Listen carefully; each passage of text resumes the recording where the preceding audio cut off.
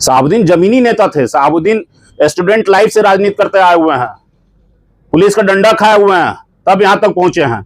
ये लोग क्या कुकर्म करके आए हुए हैं। आप ब्राह्मणों के लिए काम करते थे और ये ब्राह्मणों के अगेंस्ट काम करता है। उठा के देख लीजिए, आप सीवान में देख लीजिए, एक भी ब्राह्मण कार्यकर्ता को आगे बढ़ाया हो बीजेपी के, आप बताइए हमको। मंगल पांडे से मंच से संबोधित कर रहे थे, उस मंच पर देखिए कौन लोग बैठे हुए हैं। एक यूपी के जो क्रिमिनल थे, सबसे बड़ा क्रिमिनल को बुलाया था शहाबुद्दीन को मरवाने के लिए, उनके मंच पर बैठा हुआ, उसको ही गोली लगी हुई थी। नगर पालिका का सबसे बड़ा चोर है, उसके अगेंस्ट आज केस चल रहा है मुजफ्फरपुर में। किस कानून की राज की बात कर रहे हैं? आज सारा शराब माफियाओं को संरक्षण दिए हुए हैं, सारे अपराधियों को, महाराजगंज अनुमंडल के जितने अपराधी हैं सबको संरक्षण दिए हुए हैं। पुलिस डर के मारे कोई कार्रवाई नहीं करती है इनके। सीवान में जितने शराब व्यापारी हैं सबको संरक्षण देता है, जितने अपराधी हैं सबको संरक्षण देता है, जितने भ्रष्टाचारी हैं सबको संरक्षण देता है। व्यापारियों को डरवाता धमका के अपना राजनीति उल्लू सीधा कर रहा है।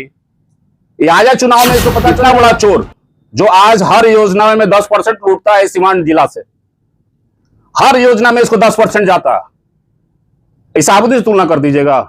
शहाबुद्दीन अपने फंड से जितना विकास सीवान के करा दिए हैं उतना ही 100 जन्म में भी नहीं करा सकता। बयानबाजियों का दौर जारी है। कानून मंत्री ने कल एक प्रेस कॉन्फ्रेंस में कहा कि जंगल राज 2005 के पहले, और फिर बहुत सारी बातें उन्होंने कही। आपका क्या कहना है इस पर? देखिए, कहना हमको क्या, पूरा बिहार की जनता, सीवान की जनता बोल रही है। कहने की क्या जरूरत है कि जंगल राज, उस समय का जंगल राज या इस समय का मंगल राज में क्या डिफरेंसेस है? उस समय अगर जंगल राज था तो आज के समय को क्या कहा जाएगा? महाराक्षस राज या राक्षस राज क्या कहा जाएगा? आप बताइए ना। को बोल रहे हैं कि शाम को कोई सीवान से नहीं निकलता था, शाम को इनको डर लगता था शहाबुद्दीन से, इसलिए सीवान स्टेशन से बाहर नहीं निकलते थे, घूमते नहीं थे। आम जनता तो खुलेआम घूमती थी, उसको कोई प्रॉब्लम ही नहीं था। शहाबुद्दीन साहब से क्यों डर लगता था? ये अच्छी बात नहीं है अगर डर लगता। शहाबुद्दीन साहब से इसलिए डर लगता था कि वो जमीन पे काम करते थे, ये लोग हवा में काम करने वाले लोग हैं। बहुत फर्क है शहाबुद्दीन में बाकी नेताओं में, ये आप जान लीजिए। शहाबुद्दीन जमीनी नेता थे। शहाबुद्दीन स्टूडेंट लाइफ से राजनीति करते आए हुए हैं, पुलिस का डंडा खाए हुए हैं, तब यहां तक पहुंचे हैं।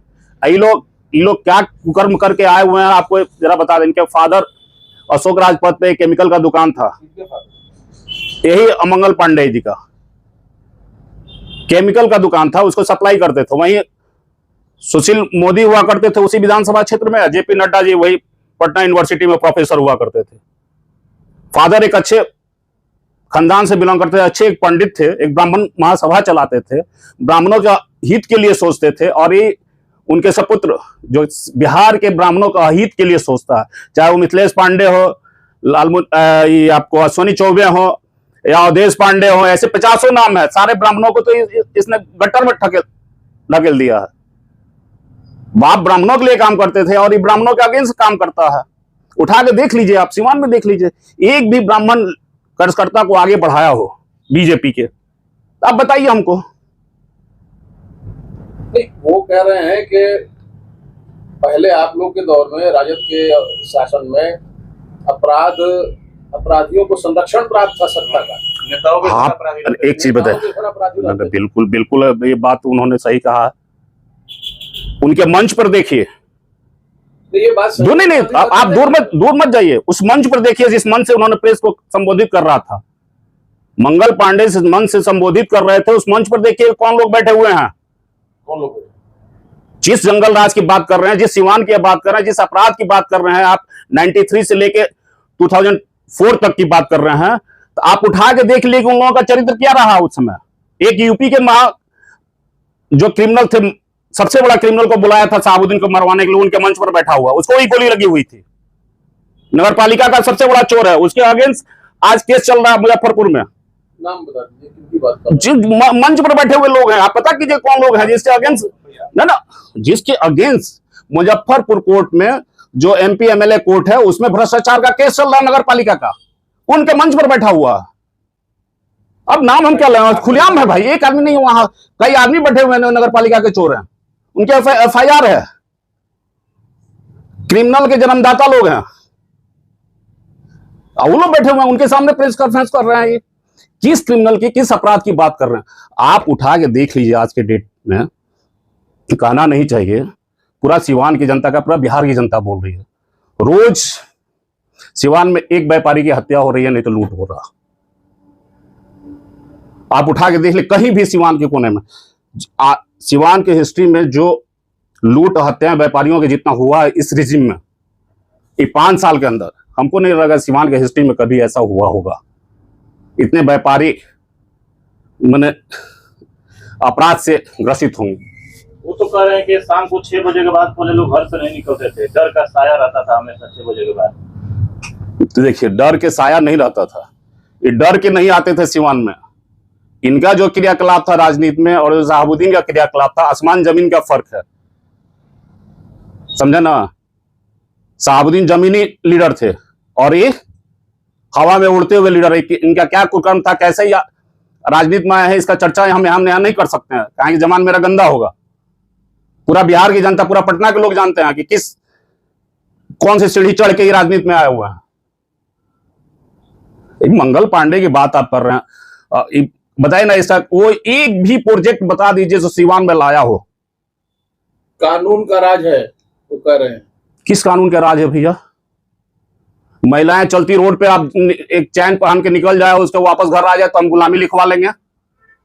कोई बैंक से पैसा लेके अगर निकल के बाहर आ जाए तो हम गुलामी लिखवा लेंगे। किस कानून की राज की बात कर रहे हैं? आज सारा शराब माफियाओं को ये संरक्षण दिए हुए हैं, सारे अपराधियों को, महाराजगंज अनुमंडल के जितने अपराधी हैं सबको संरक्षण दिए हुए हैं। पुलिस डर के मारे कोई कार्रवाई नहीं करती है इनके अगेंस्ट, इनके दबाव के कारण। आज अपराधी सर पे चढ़ के वहां महाराजगंज में मुत रहे हैं। सिवान में जितने शराब व्यापारी हैं सबको संरक्षण देता है, जितने अपराधी हैं सबको संरक्षण देता है, जितने भ्रष्टाचारी हैं सबको संरक्षण देता है।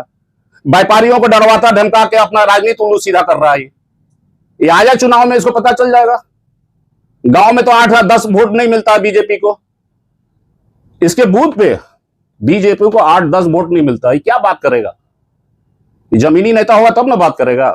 बीजेपी के जितने भी जमीनी नेता थे सबको धराशायी कर चुका है सिवान।